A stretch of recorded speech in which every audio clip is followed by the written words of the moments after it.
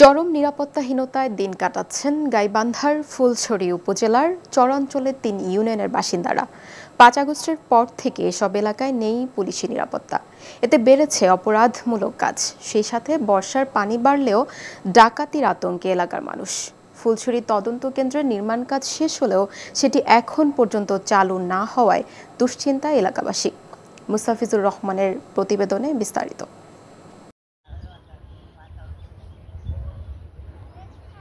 গাইবান্ধার ফুলছড়ি উপজেলার যমুনা ও ব্রহ্মপুত্র নদীবেষ্টিত চরাঞ্চলের ইউনিয়ন গজারিয়া, ফুলছড়ি ও ফজলুপুর। এই ৩ ইউনিয়নের বাসিন্দারা বর্তমানে চরম নিরাপত্তাহীনতায় দিন কাটাচ্ছেন। এসব এলাকায় গরু চুরি, জমি দখল, পারিবারিক বিরোধ সহ নানা ধরনের অপরাধ অহরহ। এই বর্ষাকালে আপনার যে ডাকাতি হয়, কি নৌকা ডাকাতি হয়।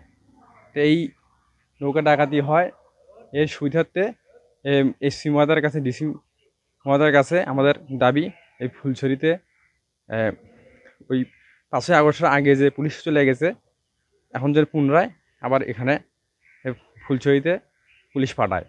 চর থেকে চারটে ইউনিয়নের লোক এখানে আসে, তারা হাট করে এবং হাটের সুবিধার্থে এবং নৌকা যে আছে, নৌকা যোগাযোগে অনেক সময় ডাকাতি হয়, বিভিন্ন সন্ত্রাসীরা ধরে, বিভিন্ন কিছু জলদস্যুরা ধরে। তো সেখান থেকে মরিচের ব্যবসায়ীরা তাদের দাবি যে যাতে এখানে এই তদন্ত কেন্দ্রে যাতে পুলিশ আসে। এখানে সপ্তাহে ২ দিন হাট হয়ে থাকে। পুলিশ না থাকায় হাটের নিরাপত্তা নিয়েও উদ্বেগ এই অঞ্চলের মানুষের। থানা এসব এলাকা থেকে ২০ থেকে ২৫ কিলোমিটার দূরে। আর ৫ আগস্টের পর থেকে এই এলাকা থেকে পুলিশ সরিয়ে নেওয়ার পর এখানকার মানুষ এখন বিপাকে। থানার কার্যক্রম চালু না হওয়ায় এই বর্ষায় নদীর পানি বাড়লে চুরি ডাকাতির ঘটনা আরো বেড়ে যাবে। প্রশাসন চলে যাওয়ার পর এখানে অনেক নিরাপত্তা কমতি হয়েছে। আমরা জোর দাবি যে এখানে যেন তাড়াতাড়ি পুলিশ প্রশাসন আসে। হ্যাঁ, কারণ নদী ঘেরা এরিয়াটা, থানাটা, আপনাদের এখানে বড় একটা হাট, একটা নিরাপত্তাহীন। আমরা চাই এটা আনুষ্ঠানিকভাবে এটা উদ্বোধন হোক, যত তাড়াতাড়ি উদ্বোধন হবে তত আমাদের এলাকাবাসীর জন্য সুবিধা হবে। এদিকে ফুলছড়ি তদন্ত কেন্দ্রটির নির্মাণ কাজ সম্পূর্ণ হলেও দীর্ঘদিন ধরে এর কার্যক্রম চালু না হওয়ায় হতাশ স্থানীয়রা। তারা বলছেন, তদন্ত কেন্দ্রটির কার্যক্রম প্রায় সম্পন্ন, এখনো বিদ্যুৎ সংযোগ স্থাপন হয়নি, তবে দ্রুত এই সমস্যার সমাধান হবে। কার্যক্রম চলমান, আমাদের আসলে ওখানে সবই হয়ে গেছে, কিন্তু দুঃখের বিষয় ইলেকট্রিসিটিটার সমস্যা।